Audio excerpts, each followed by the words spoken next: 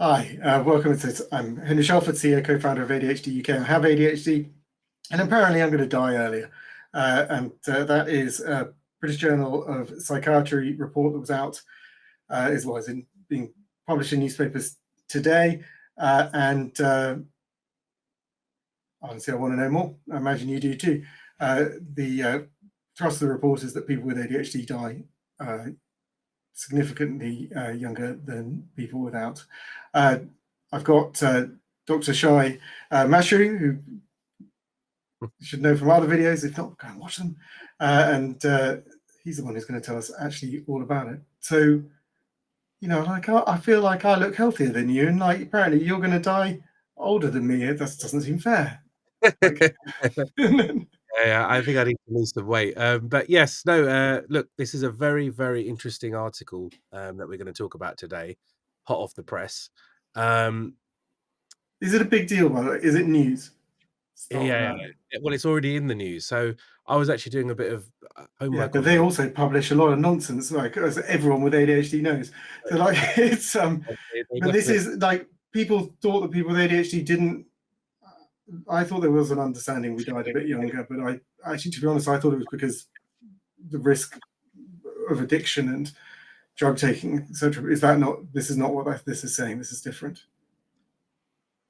so this, well, yes, this doesn't go into. This doesn't necessarily go into the causes, right? It just looks at the mortality data. But there is a similar study, which I'm going to talk about as well, which was done 6 years ago by a very clever chap called Russell Barkley. You might be a Professor Russell Barkley.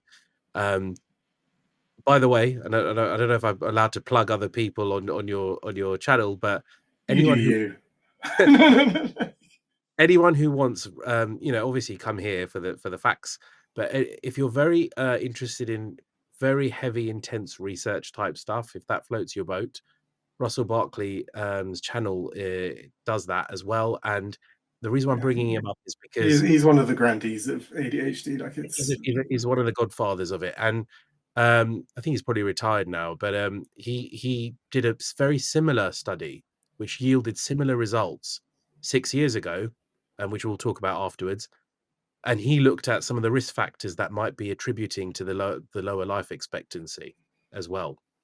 So let's talk about this study. So this was a very big study done. So one thing I want to introduce the concept of to the audience, if you don't already know, is the concept in statistics of something called power of a study. Yeah. So the power of a study refers to the probability of correctly detecting a difference between two groups when a true difference actually exists in the population. So yeah. what that means in this is the authors of this study are saying that we hypothesize that people with ADHD, and I'll go into the nuts and bolts of this study, but the overall summary is people with ADHD, men and women more than men in this study, will have a lower life expectancy than the same, not the same, than a group of people without ADHD who have similar baseline characteristics. Yeah. Okay. And do you want to do the headline figure? So what is the actual year's I'll do difference? the headline figures. So first of all, looking at the power of this, they looked at 792 GP surgeries in the UK, which is about 10% of all of GP surgeries.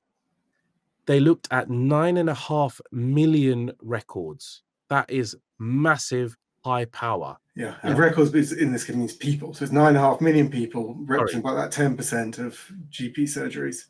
Right. And they found within that, they looked at more than 30,000 individuals with ADHD in those records. Sorry, I say records, Yeah, and people. people watching, you might be part of this. Like this is Yeah, part of the government's push for anonymized data to be able to be used in research. It's a big deal. yeah. This is the sort of stuff that comes out of it. So when someone is using such high numbers, the power of that study is extremely high. And what that Yeah. means is that the findings that come out of that highly correlate with what is actually going on Yeah. in the population because you're capturing so much of the population. Yeah. So I think what you're, if I try and summarize, essentially you're saying, look, there's so many people here, people think this is right. Yes. And what you'll see with other statistical surveys, which frankly news media disproportionately go to, these very small sample sizes that aren't so predictive, that are really the start of bigger research, but actually aren't, you can't be sure of. In this you can be. If you open one pack of Smarties and it's all orange Smarties, you can either conclude all Smarties are orange, or you can conclude, which is the right conclusion, that you should open more Smartie packets, because that's just a good idea. And at which point you'll discover there are many more colours. And so this has opened 10% of all the Smarties in the world and gone, you guys are dying earlier. Great. So what we are saying here, first of all, is this is really robust information, right? So now coming to this, so they've looked at 9.5 million people. They found more than 30,000 individuals in there with diagnosed ADHD, right? They then matched those people with 300,000, so 10 times more, matched controls, i.e. people without ADHD, but similar baseline characteristics. So similar age, similar gender, similar physical health profile. So you've got 30,000 of those with ADHD matched with 300,000 without ADHD. And then they looked at the mortality rates of people 18 years and older with and without ADHD. And they looked at that across different age spans, 18 to 24, 24 to 30, and I can't remember the other group, but it goes up. So this is called, this is probably even a bit beyond me, but this is called modeling in statistics. And essentially, what the outline summary was from this report was that males with ADHD had a life expectancy that was 6.8 years less than their counterparts who don't have ADHD. Meaning, we take person A with ADHD who might be 21 years old, who doesn't have any physical health problems, fit and well, XYZ weight, XYZ height, compared to the same, to a different person without ADHD, 21 years old, no physical health problems, XYZ height, which is the same, XYZ weight, so basically physically identical, if you like, and then follow that across the lifespan. So males with ADHD, meaning ADHD being the significant difference factor between the groups, had a life expectancy that was 6.8 years less than their counterpart without ADHD, and females with ADHD had a life expectancy that's 8.6 years less than their female counterpart without ADHD. So that's the headline figure in this. But then there's lots of things we can take from this. So that's very significant, because, this becomes very significant when we're looking at something that we were talking about just before this episode, which is around ADHD needing to be treated very seriously from a government perspective in terms of the funding or lack of that's being put into ADHD currently. Yeah, and right now, there's a peer has talked about ADHD as being a fashion.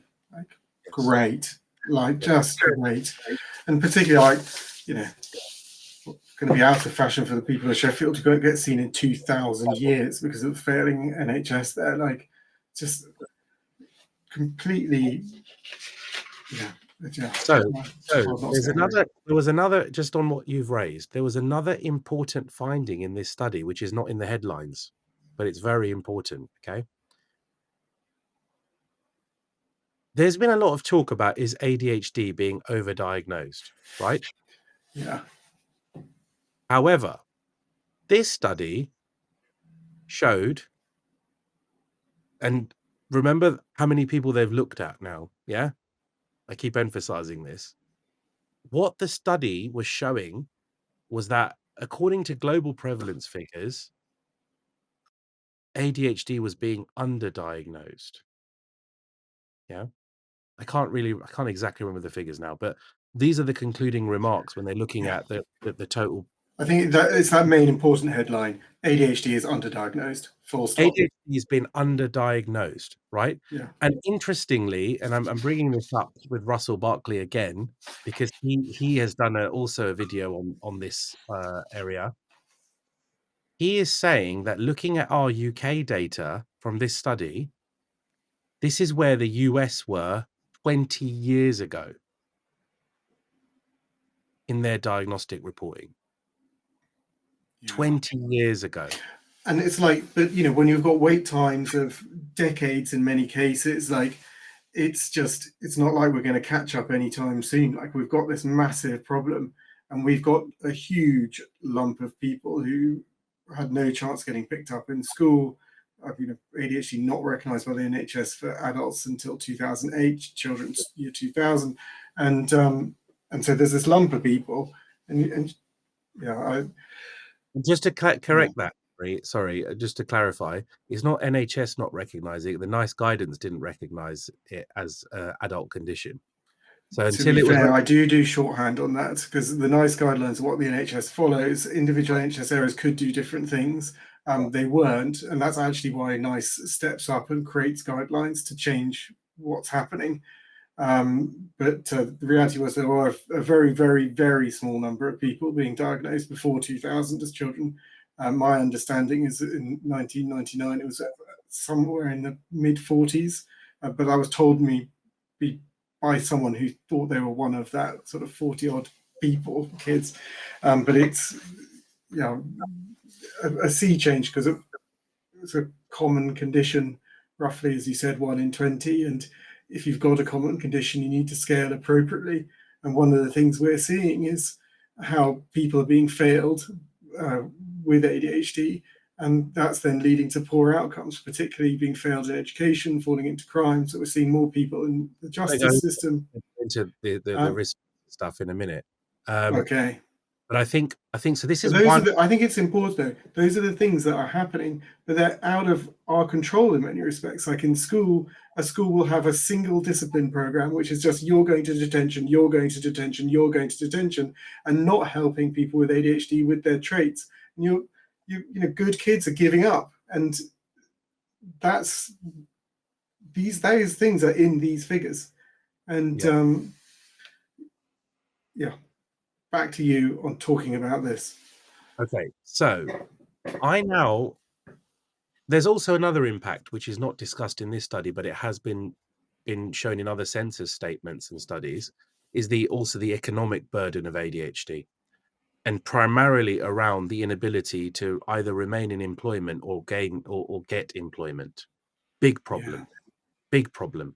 They've looked at it in a big way in the US, not so much here in the UK.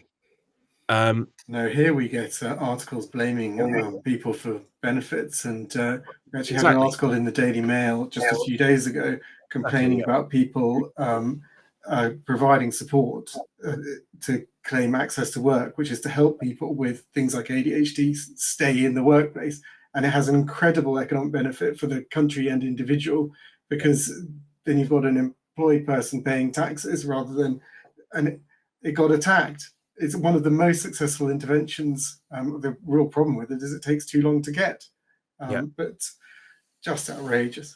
And also, with the access to work thing, just to touch on that, not everyone with ADHD diagnosis gets that funding, from my experience. So what that means is that they're still assessing the level of severity. Why I'm saying that is because also you don't technically need a diagnosis to get support from access to work, but it obviously makes they're looking at impairment in something, right? And so what I'm saying is that headline really distorted things because it made it look like, well, people are just going to seek out these diagnoses to get money, right? Yeah. Anyway, so I guess what I'm trying to say is this is a massive study that's showing about impact on life expectancy and mortality. But there are other also big studies in the US, particularly, that are showing the economic burden of ADHD. So all of this together as a package is showing why governments need to take this condition very seriously. I want to go into another similar study that was done by Russell Barkley that was published 6 years ago. And they were looking at life expectancy, and they actually yielded very similar results to this study.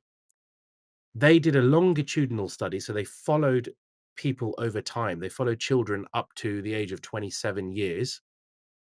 Again, it was big numbers. And they did something which was called predicted life expectancy. So they were looking at factors or information from insurance companies, etc. This was done in the US, where, if you're a smoker, if you're got XYZ problems in your health, what's predicted life expectancies? And interestingly, it showed very similar results to this British study of about 8.5 years lower life expectancy in general. Now, the important thing with the Russell Barkley study, which this study hasn't touched on, is why is that happening? Why do people with ADHD have a reduced life expectancy compared to their counterparts who don't have ADHD with other similar baseline characteristics? So Russell Barkley has looked into that and found certain commonalities in those people with ADHD. So number one was around lower education levels and lower socioeconomic status. Now, this is quite a controversial thing to say, and I'm not trying to offend anyone that's watching this. These are terms that are used in research. But what they're showing is, and we know that if you people who have been brought up with less and in impoverished environments, their life expectancy is less for a multitude of reasons. Okay.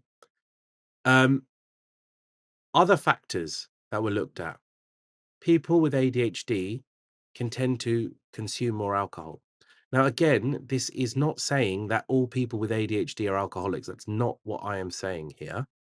This is saying that when we look at millions of people, these are trends that we are seeing. Yeah. Other risk factors, and this was a big one: higher likelihood of smoking, especially more than 20 cigarettes a day. So using that nicotine as a stimulant effect, that's a massive factor for reduced life expectancy, naturally.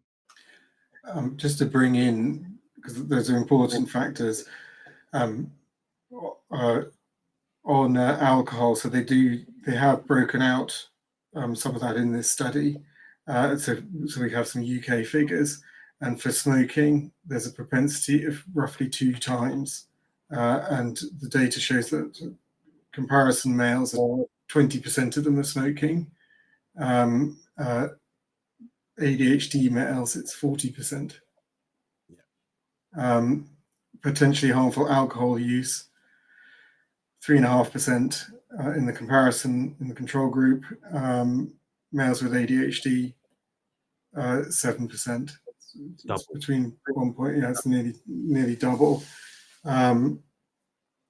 So there's a definitely there. In terms of the economic impact, like one of the arguments I try and make when trying to argue with government for change is that ADHD creates generational poverty. That it's a genetic condition, and people who are struggling, find the parents are struggling, the kids are struggling, and it's hard for either to change that without the support that we know is needed. So it's something that government intervention could massively change. And one of the things we've not talked about is that within that control group are obviously a whole load of people with ADHD. So how wide is the actual gap once you took those undiagnosed ADHDers and put them across into the diagnosed? This gap's going to get wider. Yeah, absolutely. And which we've mentioned before. So they were looking at the years they were looking at was 2000 to 2020. We know that up till 2008, nice guidance didn't have it there as a condition. So what about all the misdiagnosed people? Yeah. Right? So that's a big group. Just coming Yeah. back to other risk factors. So obviously we've said, just to recap, about education, socioeconomic status, alcohol Yeah. consumption, smoking, worse And to be physical. clear, this research does, for people watching, it does the control group, so it matches people of the same economic group to understand that mortality rate. So it does isolate for that. So let's just explain that to the audience a little bit more, actually. What does matching mean? What matching is trying to say is, if I don't have ADHD, Henry has ADHD, right? But we're the same age, we're the same ethnicity. Obviously, all these things are not the same, but we're the same ethnicity, we're the same weight, we're the same height, we have the same or lack of other physical health problems. We smoke the same number of cigarettes a day. We drink the same number of drinks a day, etc. Therefore, what that does is it removes the argument that no, but no, but Shy smokes 10 more cigarettes than Henry. So that's not. What about it? Could be Yeah. the smoking then. It's not the ADHD, it's the smoking. Yeah. They've matched for all of those different factors, so that ADHD and not ADHD is the only difference. And that's Yeah. what the importance of matching, what they're doing. And it's, in terms of this research, it's very important because then people take it seriously. Otherwise, they pull it apart, say you've got this weakness, this weakness, this weakness, so I'm not going to care. This kind of high level, serious research is the stuff that changes people's minds because it's so well proven. Yeah, I mean, this should be going to this should be going to NHS England. Like this is really high level data. Oh, it definitely already is. Like, and certainly we're raising it. But I know for a fact it's with them right now.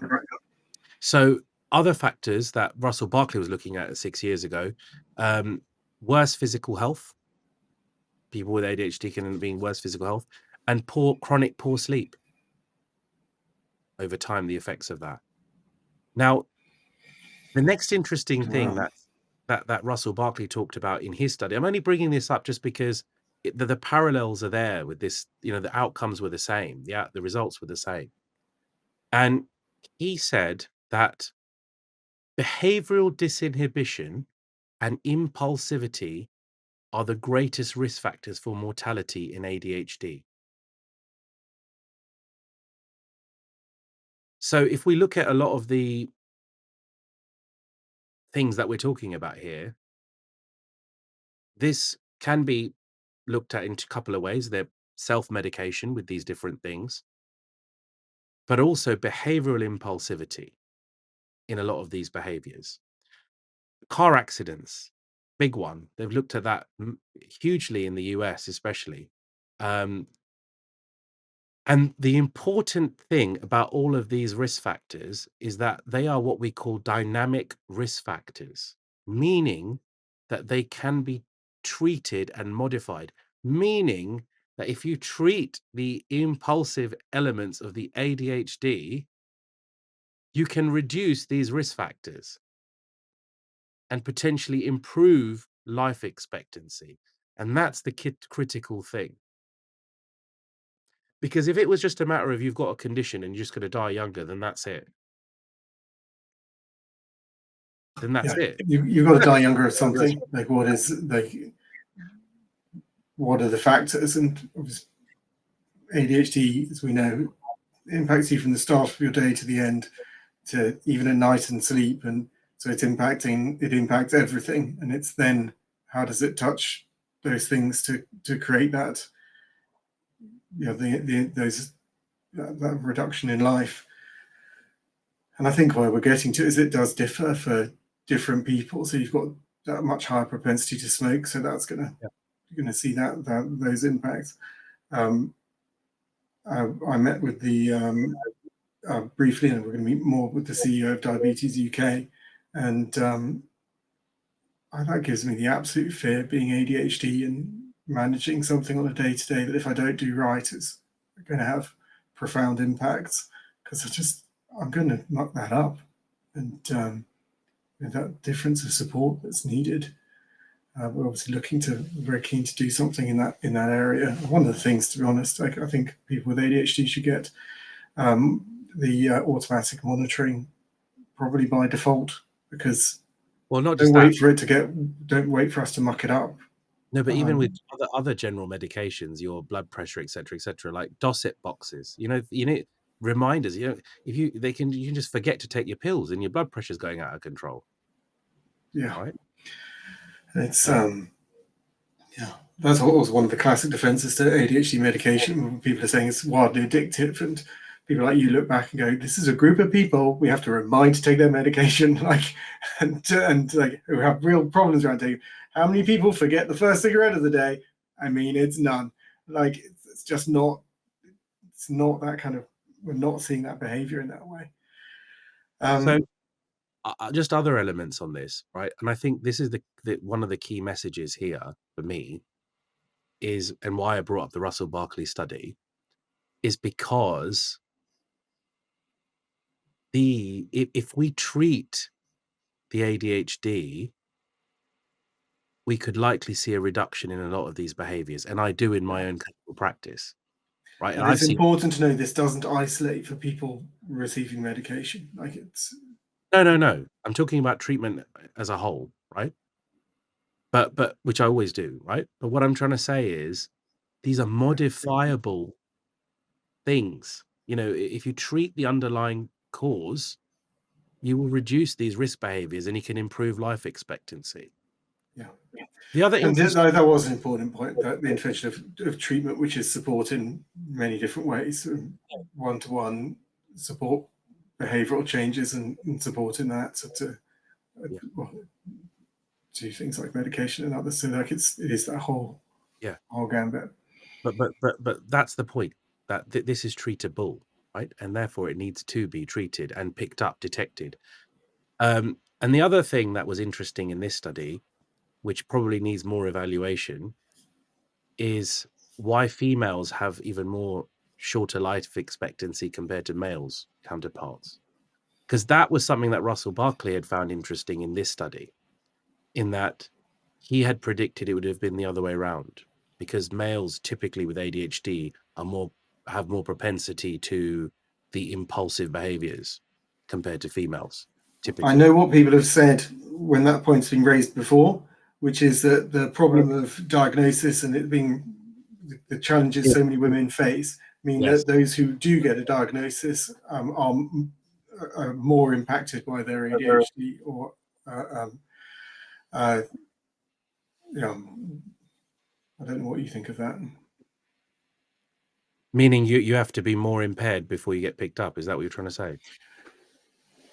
I think, well, actually, twofold. One, you have to be more impaired to get picked up, and two, maybe other issues are happening in your life, which is the reason you've got picked up, and so you have higher risk factors due to other things, which are the way you got to be Right. noticed.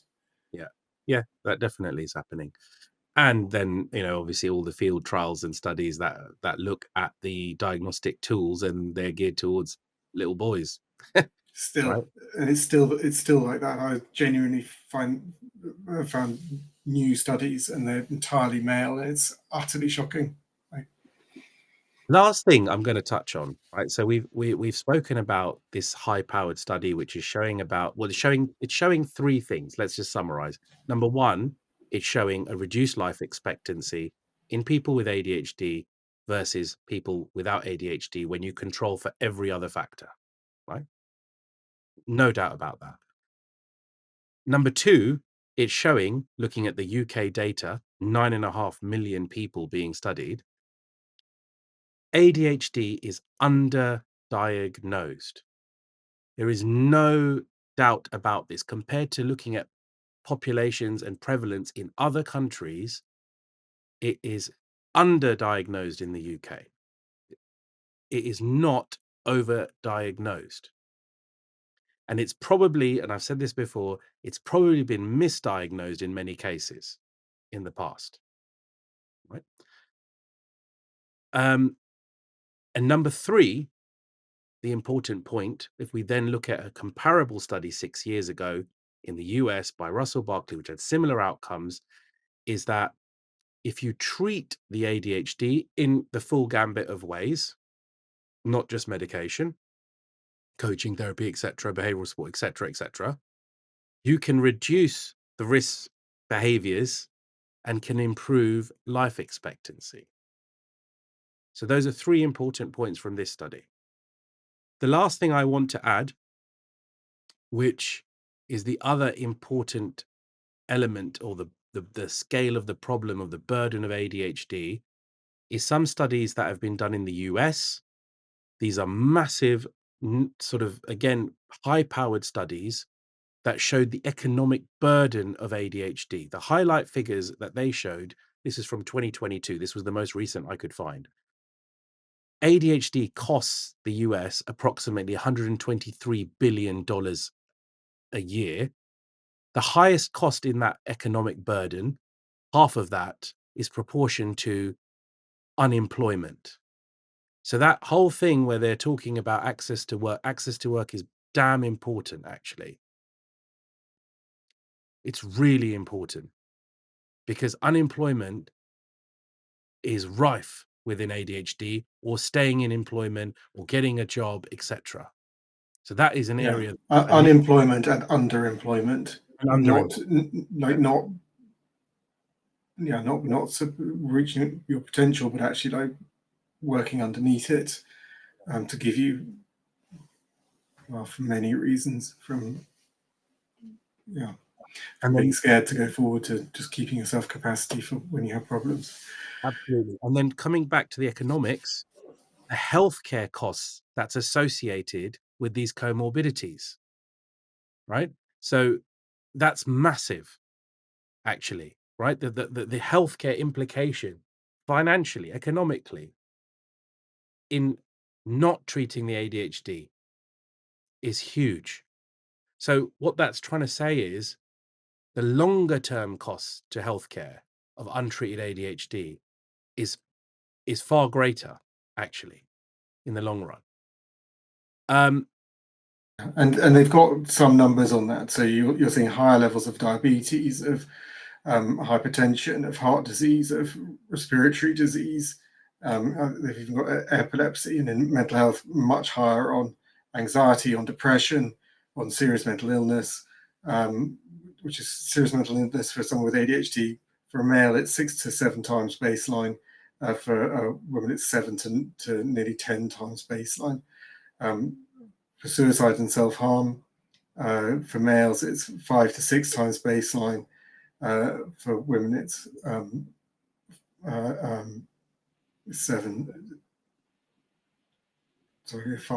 5 times. Yeah, and so it's like, and we've talked about smoking, but smoking over double, and alcohol use again over double. Like, so these are all huge costs to both the individual, wider economics, and to the health system, and we're not getting support in them. If you look at addiction services, for example, if you try and get support in addiction services and you miss an appointment, which someone with ADHD, who is, particularly if they're struggling, it has a high probability of, for a lot of people, if you miss even one appointment, you are removed from the service and put to the back of the queue.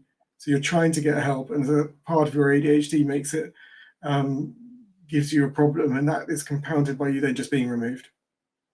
And if you think you've got ADHD and you're trying to get help, you've got these wildly long wait times. And actually, a coroner in recent weeks has issued a prevention of future deaths notice to NHS England because it said you are not monitoring people in those wait lists. We know there's a higher risk of suicide and you're doing nothing to monitor it.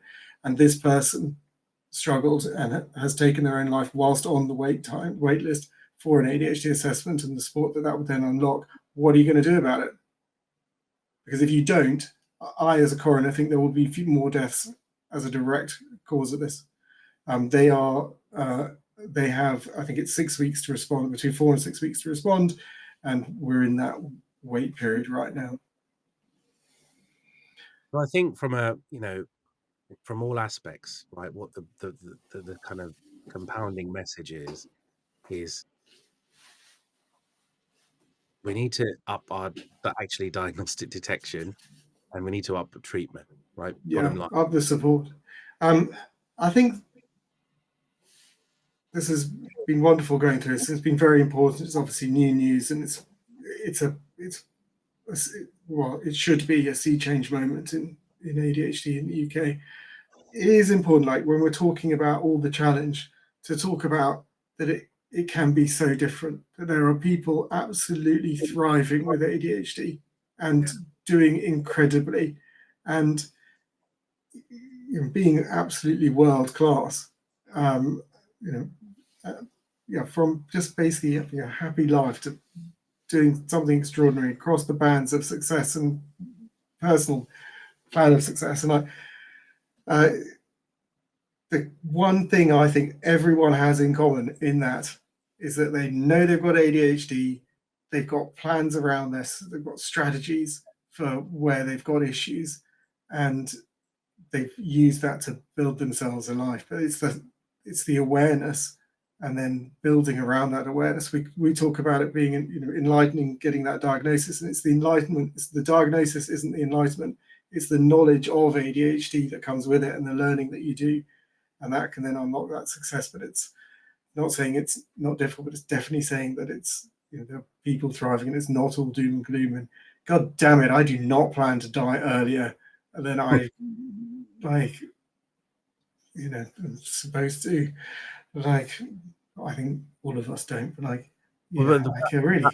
But that's the whole point, Henry, right? That we're saying that, yeah, but you won't die earlier if you have all this managed and in hand, right? It's the modifiable risk factors that we're talking We're about. saying that though, but do we have the core data on I think we've got a strong understanding of that, but do we have data of this kind of strength that says that? Because it's not in this, is it? It's not in this, but this is discussed more in that Russell Barkley study, actually. Yeah. Which I think is an important one, because his outcomes were actually very similar to this study. Yeah. And that also shows you that this is not just a UK thing. This is an ADHD thing, right? And it's universal. Yeah. Without it is yeah, that's true. Right. Any final thoughts you want to share with people? I feel like you've covered it, but I just want to give that opportunity. I hope this has dispelled some myths that's going around in the newspapers. Yeah. So it's not a fashion. It's a serious condition. It's going to take. And it's underdiagnosed. It's underdiagnosed. Yeah. High power study. And so I think that's important. And do you want to tell people a little bit about your practice, so that if people want to see you directly, they can? Yeah. So my clinic, well, the website is www.ADHD Health Clinic. It's based in London. And yeah, you can book in to see me there, or call in for inquiries. I really thank you for sharing your expertise and your initial, immediate reaction on this new research. It's a big deal, and obviously value you doing this and sharing that, and your expertise generally. This is one of many deep dives we've done, and looking forward to doing more. And I'm very grateful for it. Dr. Mashru, thank you very, very much. Thanks, Henry. Cheers. Thank you, everyone, for joining. This series of part of many deep dives. Got to do the bit about the charity, right? We have charity, get no funds from government. Wish that we did. We don't get money from pharma. We don't get money from anyone except direct donations and people like you. So please consider doing it. It's tough running a stigmatized condition charity. I tell you, raising money is tough. We do not have some great surplus really at all, and we live month to month. It is tough and any more you can give makes a massive difference. Thank you for watching. Do hopefully watch more in the future.